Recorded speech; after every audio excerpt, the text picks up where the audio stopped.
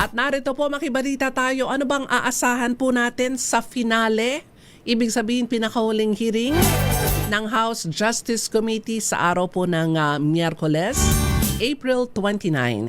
Nasa linya po natin via Zoom ang kinatawan ng Bicol Saro Party List Chairman ng House Committee on Public Accounts at aktibong miyembro ng House Justice Committee, Representative Terry Ridon. Kong Terry, magandang umaga.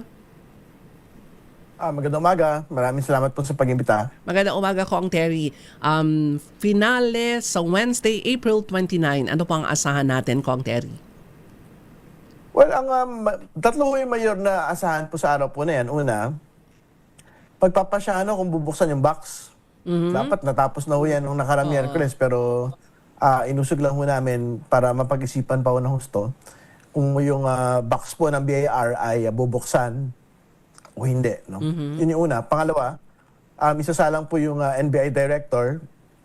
Sabi niya meron daw po siya nakalap na dagdag na impormasyon doon po sa pagbabanta ng pangalawang Pangulo kay Pangulong Bongbong Marcos.